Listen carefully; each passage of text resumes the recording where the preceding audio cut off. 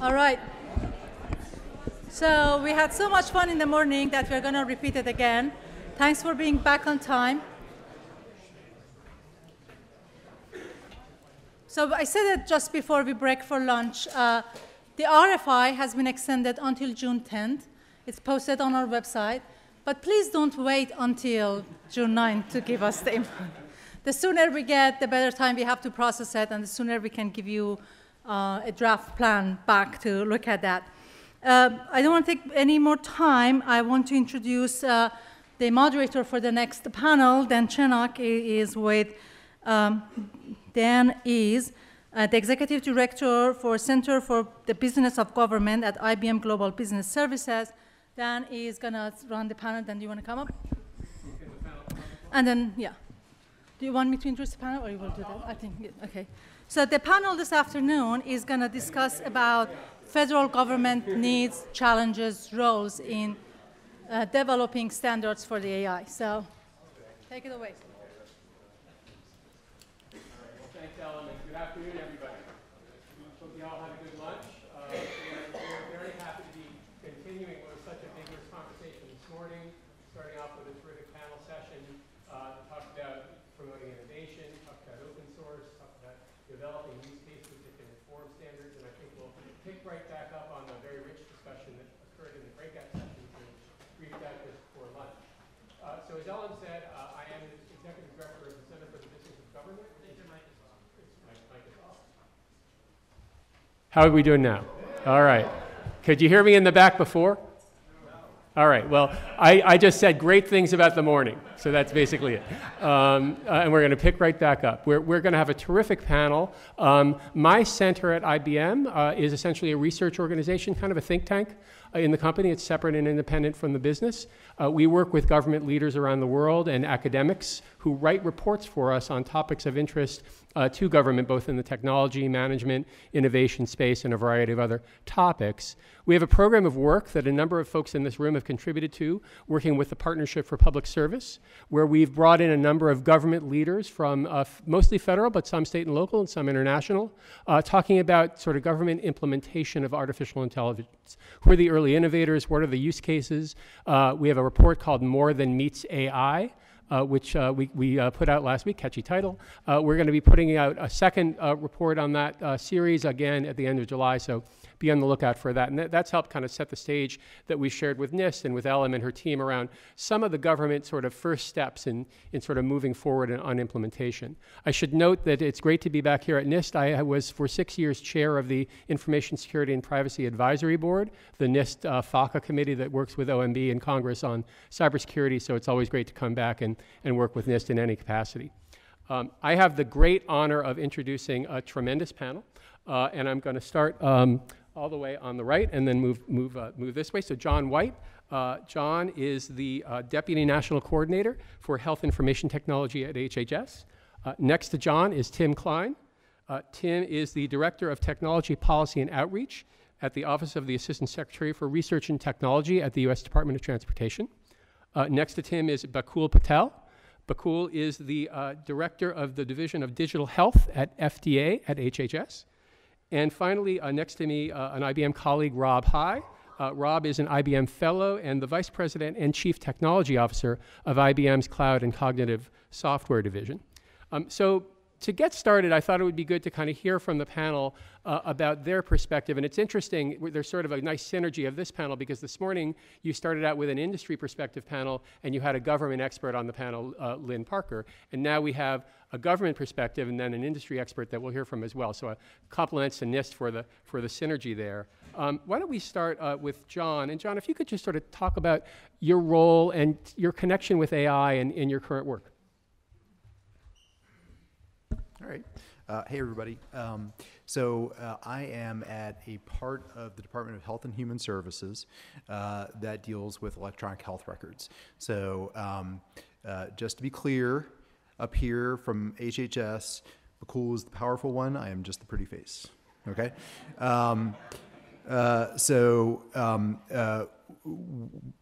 folks like the FDA, CDC, NIH, those are called operating divisions. The Office of the National Coordinator for Health IT is something that's called a staff division. They're kind of like assistant secretaries. So really my office has what I would call one hard superpower and one soft superpower. The hard superpower is that we regulate a certification process for electronic health records and health IT. So this goes all the way back to the American Recovery and Reinvestment Act. Part of that was called the HITECH Act, which is the Health IT for Economic and Clinical Health. Can't believe I remember that acronym, but and in essence, that set up an incentive program for doctors and hospitals to adopt health IT and specifically electronic health records. And the tech side of that was our office, which set up a certification process for that. So ONC regulates the developers of health IT, and our partners at CMS regulate doctors and hospitals that use that health information technology. So as you've heard, woven throughout the discussion during the day, health and healthcare is an area of significant interest for application for artificial intelligence or machine learning. It is something to which we have been paying attention over the past several years. If you are familiar with a group called JASON that advises the federal government, we have commissioned a couple of reports from them over the years. The most recent one about a year and a half ago was on artificial intelligence. So actually, if you want to know kind of what we've been thinking about, I commend you to that report. It's a worthy look that builds on some of their previous AI work for the intelligence community. As a family physician, I will tell you that there is significant opportunity to support decisions, not just of our vaunted doctors, but everybody involved in healthcare, but most specifically people who receive healthcare and try to be healthy, which is all of us. There is very active interest both from the broader tech community that we've seen in getting healthcare data, as well as from the actual healthcare delivery system itself, ranging from individual organizations and their use of predictive analytics, for things ranging from how many hospital beds are going to be filled to who's going to code tonight, all the way down to kind of more innovative approaches to stitching together healthcare, pun completely intended there. So really where my office kind of enters into this, aside from trying to keep abreast of what's happening, is when we regulate these applications or information systems, we can require them to use certain standards. So this has evolved through the years. The first time we did certification was 2011. We have a proposed rule that is out for comment right now. Should you choose to comment in the next 3 days, you can. It proposes the use of a particular application programming interface to be able to move information from point A to point B. It is an openly available standards-based API called FHIR, which is an acronym, Fast Healthcare Interoperability Resources. It is promoted and promulgated and developed by HL7, which is a standards development organization in the healthcare space. It is a fairly robust API that has been utilized by some of the big players in AI. If you take a look at recent publications from the folks at Google, the Jeff Deans and colleagues of the world, and you look at some of whether it's some of their information or some of their work they've done on specific things like retinal images, or if you get down to broader healthcare data, they've had some more recent publications there. You'll see references to FHIR as the standard upon which they relied to pull data from these information systems, from the healthcare delivery systems, put them in to their models to be trained on. I should probably stop there. I've talked way too much. Thanks. Great, thanks, John. Tim? Well, thank you, and thank you for inviting transportation here. We're so often seen as the last adopter of things as opposed to a first. The reason that but one thing that wasn't noted is I'm the department standards executive under OMB A119 across all modes of transportation. The reason that that's in the Office of Research and Technology and not perhaps in a council's office as many agencies is because our department has recognized over the years the importance of engaging, since that's the topic of this, engaging in standards of interest, because we're all about safe and efficient operations in transportation, no matter the mode, no matter whether it's people or freight. So my office, in addition to that piece, also I do all technology policy type topics that come across our desk across all the modes. And that can include investigations, and it includes rights and data and intellectual property and all the other suite of things you might imagine. I also have direct responsibility for the department's use of radio spectrum and for all non-warfighter uses of the global positioning system and positioning navigation and timing systems. So most of my days are pretty busy. But just to say whose isn't, right? What we're most interested in as a department is not regulating at this time. I think our Secretary Chow, has been very clear in this. We're not, no one's brought forth things that we feel right now we've got to step in and change our regulations. As a matter of fact, you'll probably have noticed our approach right now to new technologies is to enable waivers from federal motor vehicle safety standards and other standards that enable innovation and testing and pilot programs, trying to find what works to accelerate innovation. As a matter of fact, right now, if you're interested in our field, both NHTSA, National Highway Traffic Safety Administration, and the Motor Carrier Safety Administration have requests for information out. I think they went out on Monday of this week about how we can better enable the deployment of new technologies for automated driving systems. If you're interested in that at all, please go take a look at that. We'd love to have your comments. But part of the reason, though, that this all ended up with research and technology is because we've been very engaged in intelligent transportation system standards and architecture development for many years. And there's a whole suite of standards out there that people can use, communications protocols, many things. So I just want everyone to know that's out there. So you can build to it, build to interface with it, whatever's is appropriate to you. We're doing a lot in what some people call new mobility, which is all based on the movement of data to move people and freight. We're seeing amazing breakthroughs in the use of AI in the supply chain. So often when people think about transportation, they think about vehicles, especially light-duty vehicles, my car.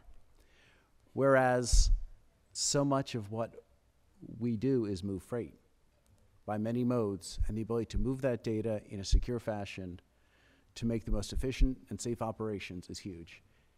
And that's not something we largely regulate, but that is something we need to understand how it works. So the interest in engaging with the folks developing these technologies to understand how you're assessing, how you're testing is huge. If you're familiar with our field, you'll know that last year the Secretary released something called AV, Automated Vehicles 3.0, which very clearly said we're not up for regulating right now, but we're looking for voluntary safety assessments, information you want to provide. But also at the back of that, I'm very proud of this, so I'm going to brag on it. There's a 40-page appendix of standards that affect the potential deployment of automated vehicles in all modes. So when you're talking about a framework of how does the government engage, a big part of that is understanding where all the touch points are coming, what standards are already out there. We've taken that step within our department, and I think that's something that everybody who's got, again, we're largely a regulatory agency, not a procurement agency, but everybody's got a piece of this has to do that to help NIST, and NIST help us because we don't know every standard that's out there. We have our usual suspects we deal with who write standards in our space. We need your help to understand where these crossovers are as we move into microtransit and mobility as a service and mobility on demand, and I'll pick your buzzword about mobility for today. We've got to have a better understanding of what that all means so that we can assure safety to the traveling public, which is ultimately our job. One other piece I would mention, as I'm sure you'll know, is the incredible growth in the unmanned vehicle space. Not just aerial vehicles, but autonomous operations in solid, fluid, and gaseous environments. I guess I'll put it that way. And the one thing I would note is we've had a really good relationship with ANSI on the unmanned aerial side of things, with a standards collaborative that pulled together hundreds of standards developers, users, manufacturers, to set forth a framework for moving forward for continued safe deployment and use and integration of UAS into the national airspace, which of course is a huge safety issue for us. So I just would offer that as another way that feds can engage as AI applications come forward, which we so desperately need for safety. I can go with tons of detail on that, but that would just be my other bid to you, is ways of coming together to accelerate what needs to happen. And then I'll just put in a plug that my CIO asked me to put in. We're also very interested in AI applications for all of our back office activities, and I hope all federal agencies are as well. Thank you. Thanks, Tim. Bakul.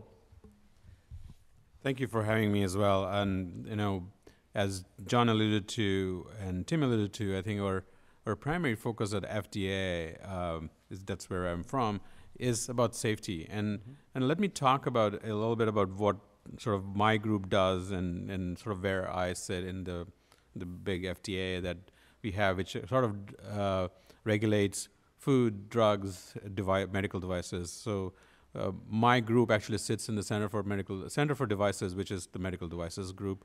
Our primary focus and vision has always been very, very constant. We are promoting and protecting public health through our regulations. That doesn't mean we have to regulate everything that's under the sun, but we also want to make sure that safe innovation and responsible innovation is happening at the same time. So how do we take those two-pronged mission that we have for FDA, and how we translate that to devices that we are responsible for making sure that when patients and users use those devices, they continue to be safe.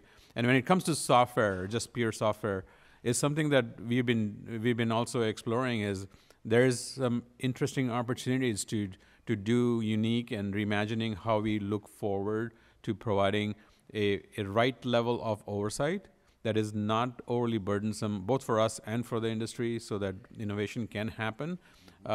It goes back to this fundamental thing that the Center for Devices at FDA has been chanting for almost 10 years, is about providing access to patients in the U.S. with highest quality medical devices.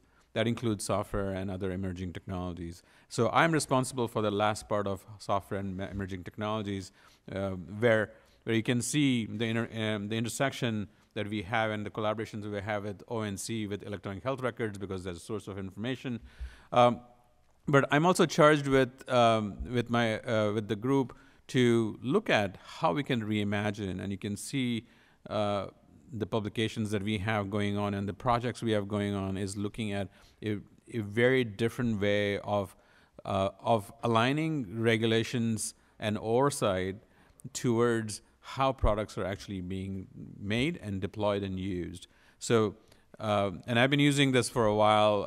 I'll say this one more time. I think we need to get to a place where we move from an episodic way of oversight to a continuous way of oversight with the right amount of touch for the right level of risk that sort of appears for patients that these products are meant for. Our goal has, the charge of my group has been very clear for us, is how do we prepare for the digital health future that's coming on us, and it's here. And part of that is understanding how should we think about artificial intelligence and machine learning, for that matter, in the space when it's used for healthcare and when it's used to make decisions, like John mentioned, for a practitioner physician. What is that going to look like, and what are the safety implications for those, and what are the opportunities for benefits that exist with these technologies? So we focus a lot on safety. We focus a lot on risk management. In other words, risk towards patients and a potential for harm that could happen, and that's sort of the focus.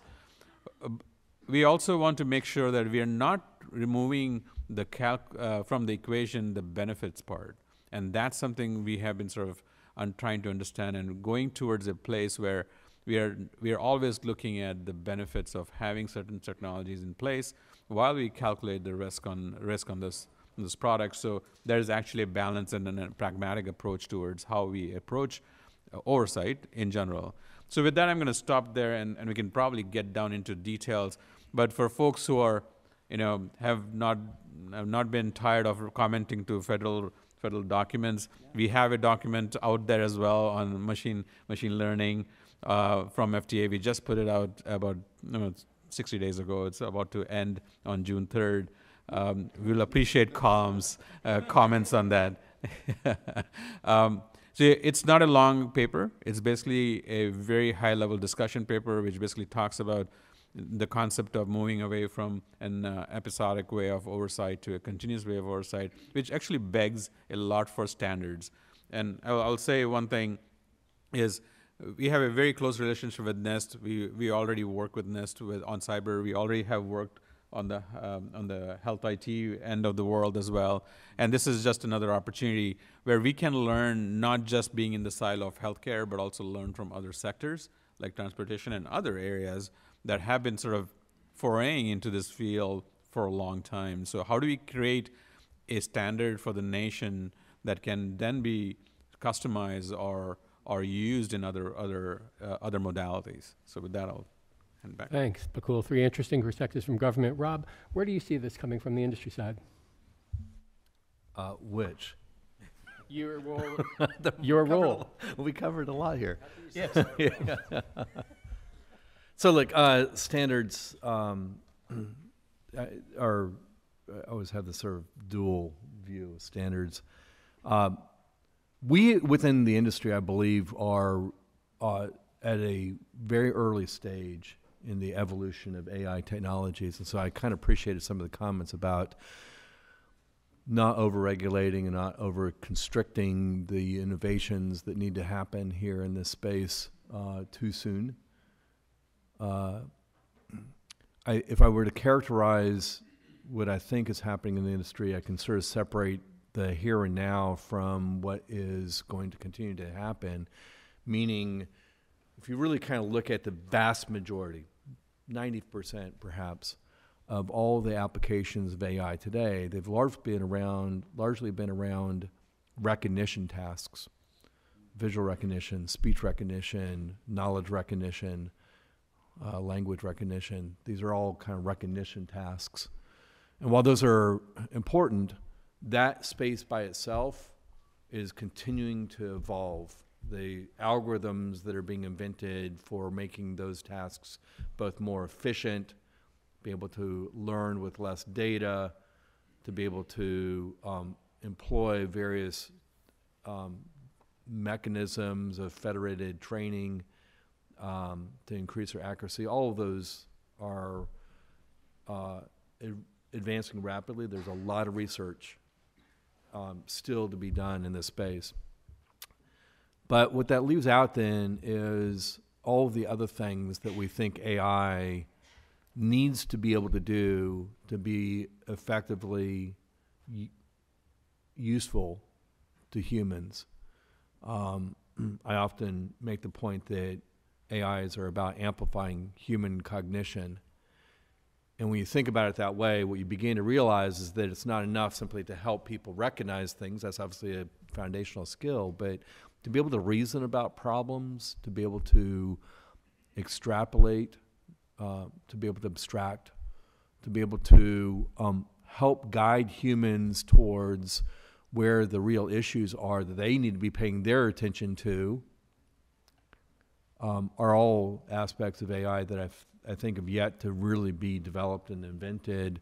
You know, we've got some ideas, but I think we're at the early steps of a multi-decade endeavor. And so in those spaces, I think that it's important to avoid doing anything that would inhibit the further innovation that is necessary for this AI technology to really become a tool that advances human and social concerns.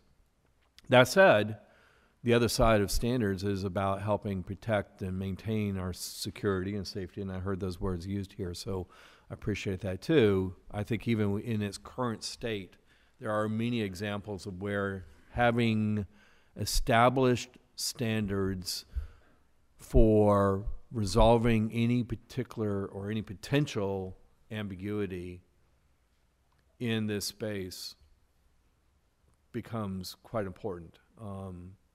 Whether that's standards around how we measure performance and accuracy and express that accuracy when we try to convey what an AI may be doing to solve for a particular problem or a particular recognition task, or whether that is in the exchange of any of the underlying models that may be developed through training activities that then get used in inferencing systems.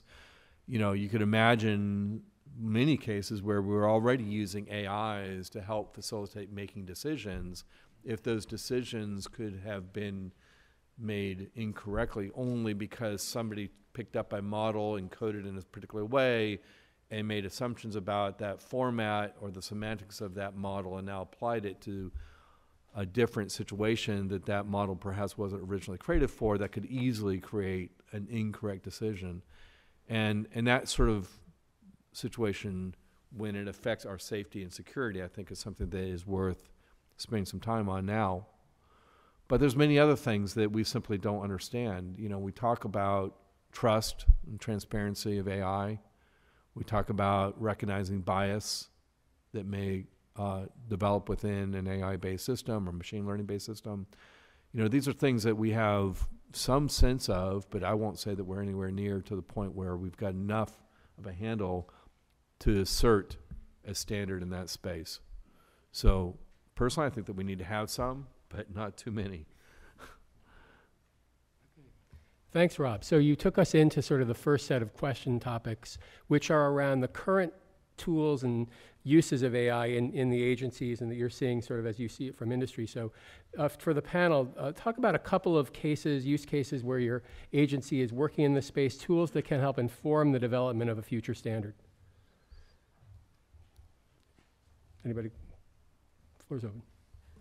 I can talk about a couple tools, medical devices that have been cleared and approved by FDA. I think the most recent well-publicized example is IDX-DR, where a general physician can actually detect diabetic retinopathy with images acquired through a imager, like retina imager, and that's now available.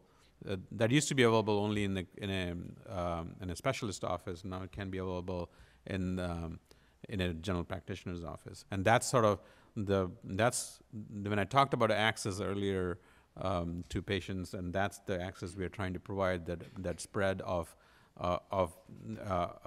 access that can be happening with these tools. So we are seeing, and that's just one example. We have been seeing many radiological examples that sort of goes towards computer-aided detection have been coming to FDA for the longest time.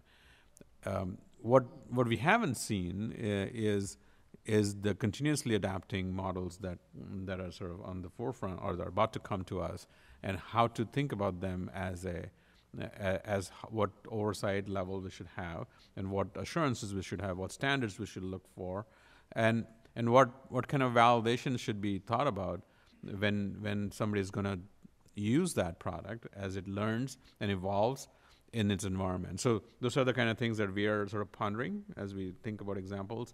On the internal back office aspect, I think we are also looking at ways to inform our own signal management for risks. And I'm talking public health risk here, and how do we sort of do that?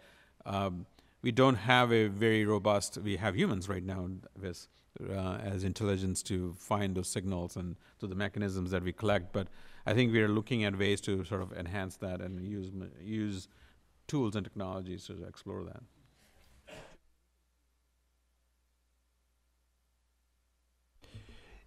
Sure. So there's two levels, I think, on which I would answer the question. The first is going back to that Jason report that I mentioned. It very clearly called out the need for large, high-quality data sets to be able to train on because there's not a ton of those in healthcare. One of the favorite publications that I like to point to is the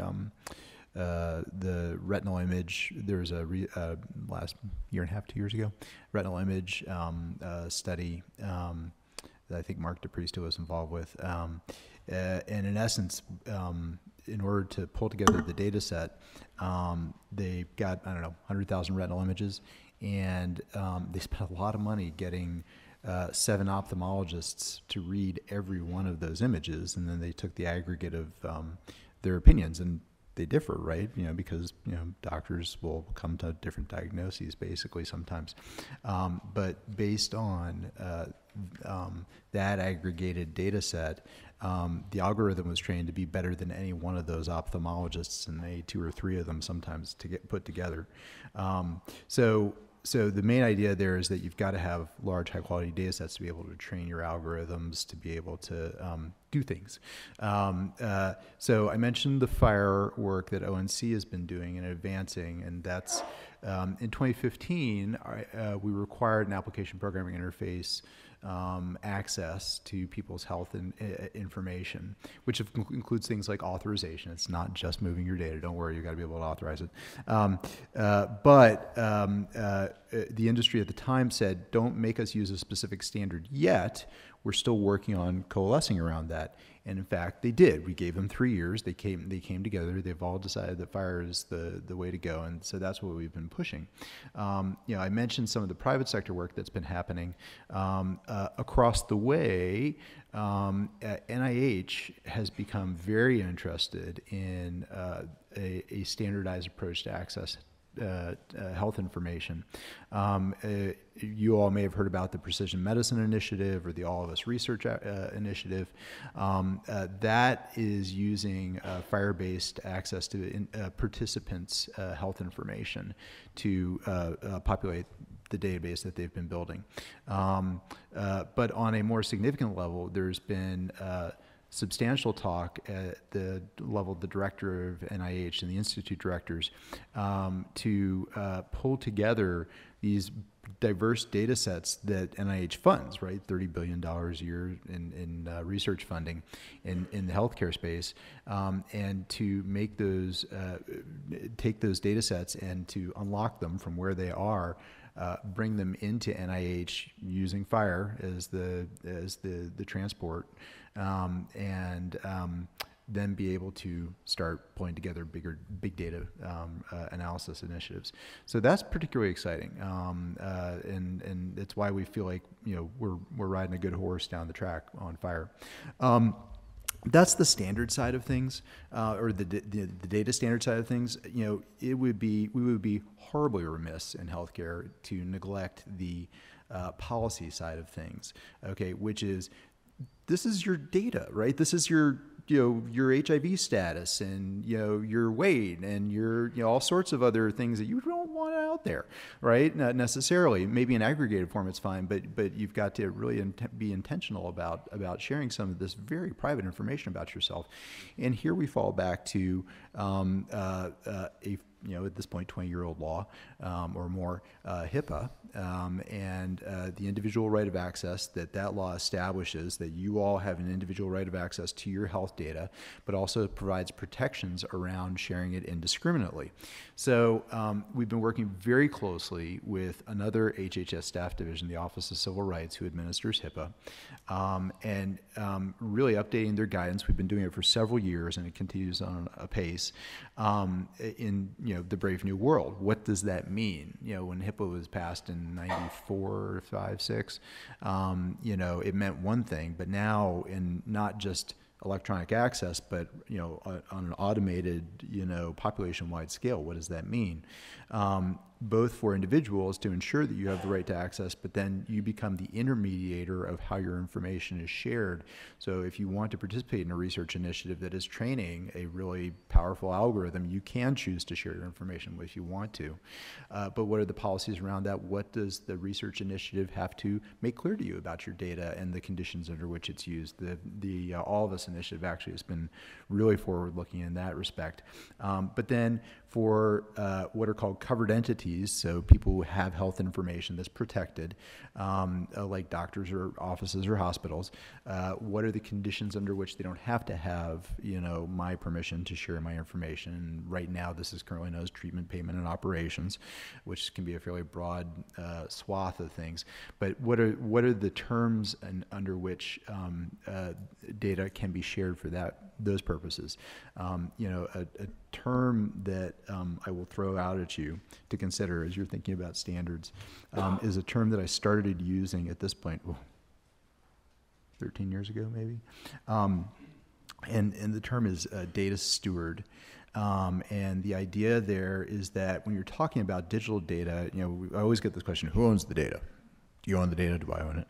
And when you're talking about digital data, right, the copies are endless of it. So it becomes less issue of who owns it and more an issue of who can access it, who should access it, how should they treat it, what are the conditions and terms under which they treat it, what are the respect that they have to show the data, and that's the idea of stewardship. So, lots of people have rights of access to my data, whether it's my health insurer or it's my doctor, what are the terms under which they do that? So, anyhow, all right. I want to segue off something you said to bring up a slightly different perspective on the healthcare relationship. And I'm using healthcare only as an exemplar of this point. The point is that in the healthcare system, there's really kind of two main stakeholders: the patient and their family or network of support, and the provider, the recipient of care and the provider of care. And one of the things that we learned in the process of trying to apply AI to the healthcare industry was that if we were thinking about this point I made earlier, that AIs are about amplifying human cognition, then part of what we're trying to do there is enable the provider to think about problems in a different way, consider alternatives, factor in other information that perhaps they had either overlooked or hadn't considered or for whatever reason had bypassed them. But what we found is that a big part of the issue there isn't so much what information you supply them, but how you supply it, how you inject that information into their workflow, if you will. Healthcare providers care a lot about providing health to their patients, and that's their primary focus. That's where their cognitive attention is. That's what their focus is. And to introduce then something that's going to alter that cognitive activity requires very careful instrumentation of that interaction model between the care provider, their patient, and whatever tools they have around them. So in as much as I think data is certainly a concern and it's something that we ought to have on the table as a focal point, I would say that the other thing we really need to focus on is how data through AIs or other analytics refined and presented to the doctor, to the patient, the provider and the patient, how that is being dealt with as well. And this is true in healthcare. I would argue that it's probably also true in virtually every other industry where AIs are being applied in this style to facilitate the relationship between the supplier of service or function and the consumers of that. Tim, how would you see that from the transportation sector? Good question.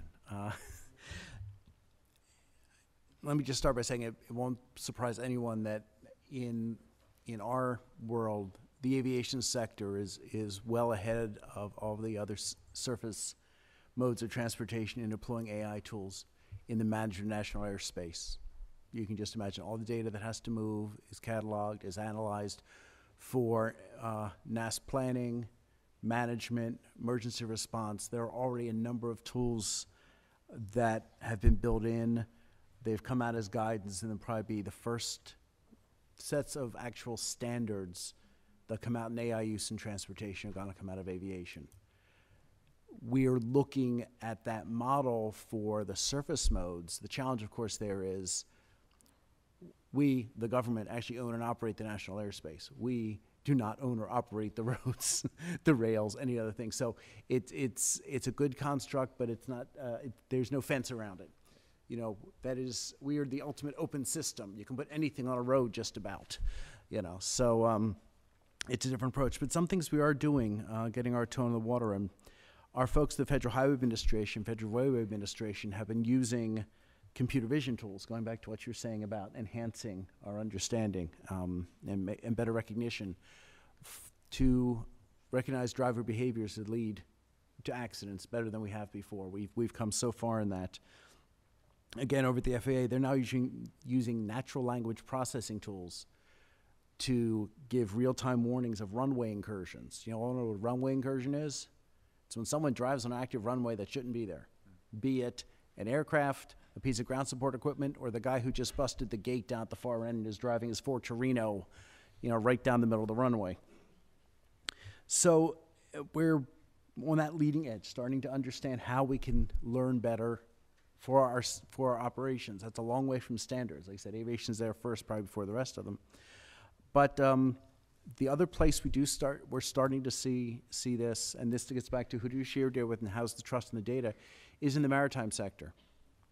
If you look at, there's something called Trade Lens, which is out there, which a number of the major carriers are pulling together with our friends at that end of the table from IBM, but using a blockchain approach to enable the safe handoff of a lot of information that will be beneficial for us on the safety and operations side. So, and that's something where we're engaged, but we don't regulate even. So, you know, we certainly hope standards come forward soon there that will help that along, but we won't ever put them into a regulatory format.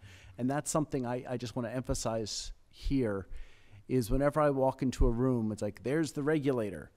Well, yeah, it is. I have to own that. But the fact is, most standards never do make it into enforceable regulations. But what they do is enable us to know how operations are happening and that it's in a safe fashion. And AI is going to help us assess how those are going to make improvements over time. So that's how I'd answer that. Actually, can I make a real quick point? So that you brought up a great issue, which is standards in regulation. Yeah. And it's not a good idea. And the reason why is because, do you know how long it takes to write a regulation? Yes, yeah, yes, you do. People will feel my pain. And literally, you know, it's got to be a darn good reason. Yeah, exactly. And the main issue is that you all know how fast standards can change. So we've tried to think of creative alternative approaches because, you know, what you're trying to balance against is everybody just doing their own thing.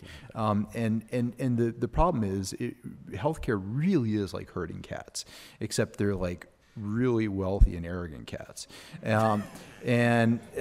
So consequently, what you've got to do is you've got to try to figure out ways to be like, you know, all right, everybody should do this, move along here. And, you know, putting them right in regulation is not a great idea because those can't change fast enough. But so there's some alternative approaches. I don't want to, you know, bore them with you here, but, you know, you've got to be thoughtful about it. So.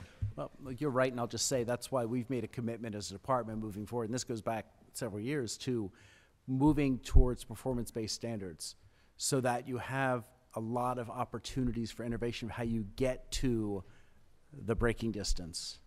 And whether that's because something on the motor vehicle has learned about its recent brake performance, or whether it's because that piece of metal on that pad hit in the way that it was designed to in 1955, ultimately shouldn't matter. I was just going to add a little bit about the challenges in healthcare are unique, but they're really unique. From what John just mentioned, is really try telling a doctor to standardize their care, and I think you'll get and mutiny on your hands really fast.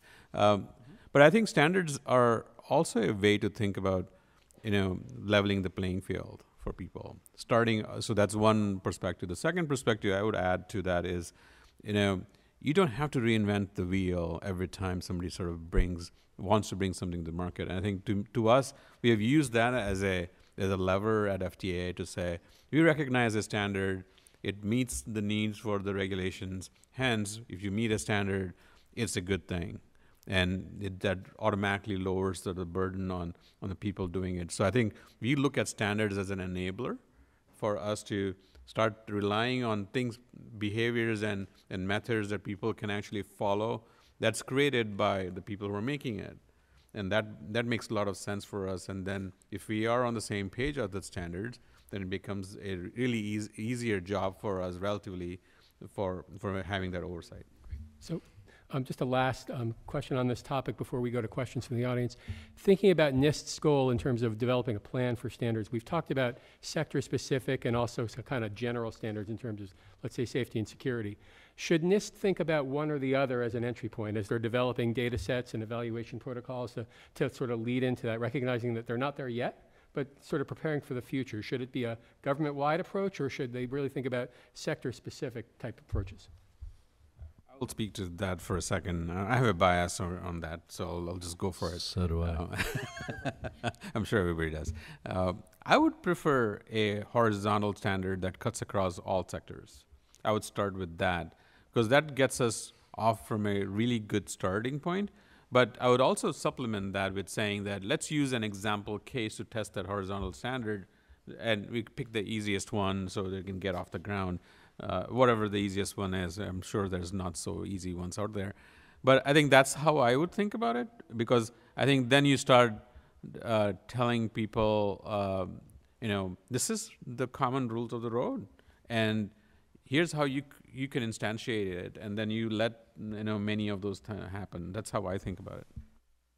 Yeah, so let me modify what you said slightly, or at least give you a slightly different perspective on this. One is that, I think that general standards are a good thing when they can be applied.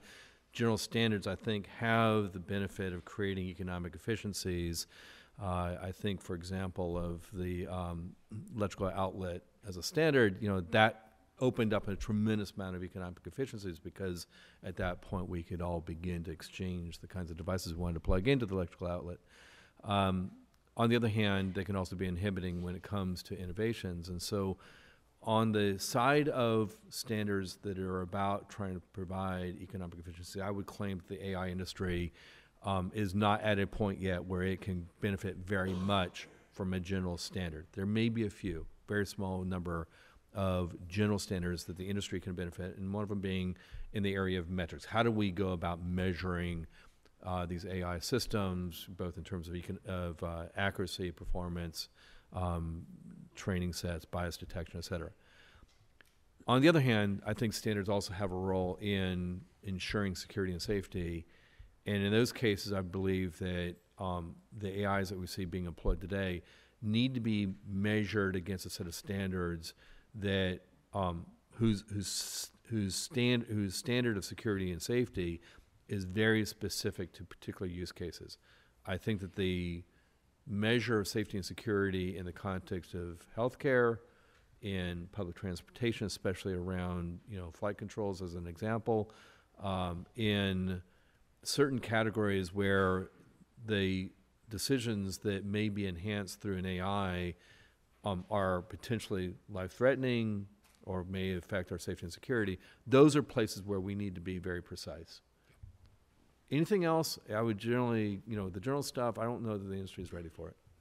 Any other thoughts on this one?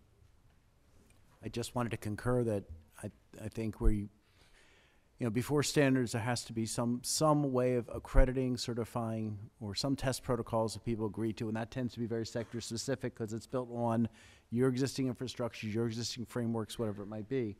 I'll put another shameless plug. Our department will be back here in about a month.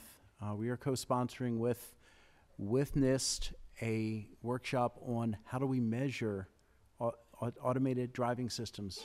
How do we measure what folks are putting in these cars for safety purposes, for reaction purposes and such. So we're certainly leveraging NIST expertise in measurement, which we sure don't have, to do that. But I think that's the stuff that will lead to standards.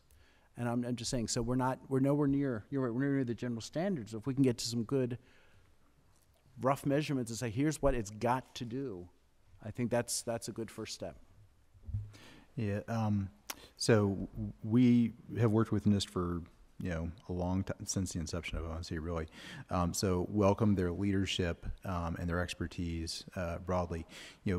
virtuous leadership in this space requires very much kind of right touch approach, which is going to be tricky.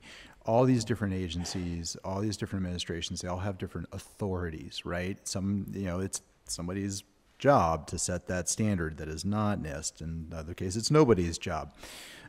You all have heard the saying, the joke, why are academic politics so savage? Because so little is at stake, right? You should see bureaucratic politics. Oh my God, it's and adjudicating amongst all these different agencies.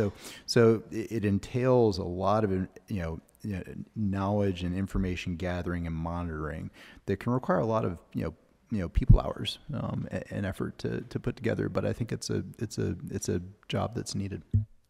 Thank you. Great discussion. So we have a few minutes for questions from the audience. There are mics on either side of the room.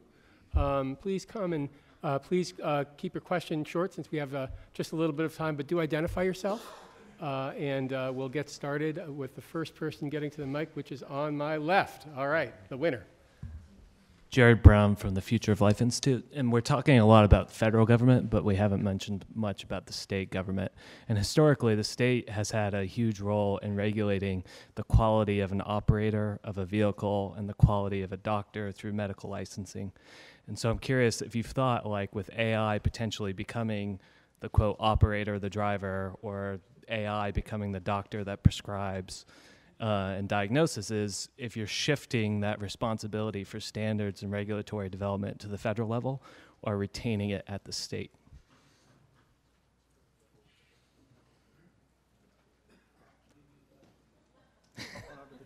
I'm not going to license any doctors anytime soon. Okay, so yes, the state plays a certain role in licensing of healthcare professionals, whether they're doctors, nurses, pharmacists, right? And actually, that is how it's done. While that gives, there's a lot of benefits to that system. There's a lot of issues that go along with it. I think that probably we would look to be informed and inform the discussion about it, but I don't think we're going to be looking, certainly not at ONC. And I don't think necessarily folks like CMS are going to look to be doing that anytime soon. I think we'll probably wind up looking to the House of Medicine a lot. As now I'm being doctor-centric, right? I'm a doctor, so, the American College of Radiology is a great example of a healthcare professional organization that is actually, they know this AI thing is coming, and it's coming for them. So they've actually been very active in engaging with this, and I think we would look for that kind of leadership from the healthcare community. From a transportation operator point of view, there's no intent of taking any state licensure requirements away from the states. Now that said, we do set national standards in rail and aviation, and for the most part maritime, which comes down from International Maritime Organization and through the Coast Guard. So you're really talking about truck drivers, motor coach operators, and you and me. If you go into well, I won't even get into that, but if you're going towards a partial or fully autonomous vehicle function, that the law the way it currently stands is, since that would be motor vehicle equipment, that's a federal regulatory function. States don't regulate local equipment as a general, with one or two very rare exceptions.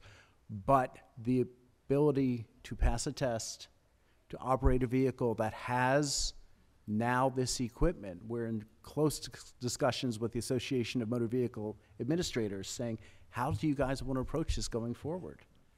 Also with the insurance companies, quite frankly. So the answer is no, but, because the system is built for a human operator. If you don't need human operators anymore, what kind of licensure does one need for a person? Other than to be a smart passenger, maybe, or I don't even know. What we always say, quite frankly, is you have to be licensed because you have to be able to take over the vehicle should the operating system have a problem and be trained in that, and that's a very different training and licensure process than what you have now. One other thing I would note, though, one of our potential uses of AI has to do with certifying trucking companies. Even though we don't certify the drivers, there are a lot of companies that go in and out of business, have a lot of violations, we pull them off, they reorganize, go back on the road. The ability to compare that data across states will help us and our state partners, mostly in state police forces, to get bad actors off the road, and thus pulling those drivers off the road from a licensure point of view, as well as bad equipment. So that's maybe more of an answer you want, but that's our approach. Hi, Sean Perryman with the Internet Association. My question was for Mr. Patel. You touched on this earlier about modifications when it comes to the FDA. I wanted to know, Commissioner Gottlieb earlier released a white paper saying that you were working on this and kind of laid out a broad outline. I wanted to know, one, where the FDA was in that process and what you were thinking as far as modifications for machine learning algorithms versus algorithms that would be static. Thanks. That exact paper is what I referenced. The comment period ends on June 3rd, so it's your time to get your comments in. Actually, just to highlight what we are looking for as feedback is the concept of the white paper that was put out earlier was more about to start this conversation of what should it be, as opposed to we know what it is. I think we recognize there's an opportunity here to and I'll touch on a couple topics real quick. One is there's an opportunity to sort of set the ground on what should be a good practice. Just like we have good practices in other areas, what should a good practice be in AI and machine learning? And I think when you look around other sectors, there are instances that people are coalescing around it. But if the federal government can be the influencer to sort of make that accelerate that good practices is something that we're actively looking to sort of do. That's one. Two, if we have that in place, or we can get that in place or get that started, I think we can then start looking at what should that measurements look like when the products are out there, so where there is a continuous way of knowing if they're still on tracks, if the performance is still on tracks or it's off tracks, right? I mean, the goal and hope is it's always going to be on track and it's going to get increasing, and that's what we want to promote. So that's what we are thinking about. It's, again, for us, it's not just black and white. It's risk based and where you're applying it to. Thank you. We have time for one quick question. Steve Harrison, Joint AI Center, DoD. What about, I'd be interested in your viewpoint on international standard for industries that work internationally, ones that work in Canada and the U.S., such as trying to just maybe an autonomous system or maybe medical systems that have to respond to emergency that are outside the U.S. Just we like to use international standards where we can. FIRE is an international standard, and there's active interest in the administration on taking our technology and exporting it around the world. And you've got to be able to use the standards that they use. So yes, they're good. Yeah, if I could just amplify one point here. As I said before, I would like to reduce the number of standards we have to deal with today. But if we do have to deal with them, having them be the same throughout the world, throughout our operating environment, would be really nice. So great discussion, lots of good points to help feed into the breakout sessions around data, around how AI is delivered, heard talk about standards as opposed to regulation, and how to measure. So lots of good food for thought. Please join me in thanking our panel for a great discussion.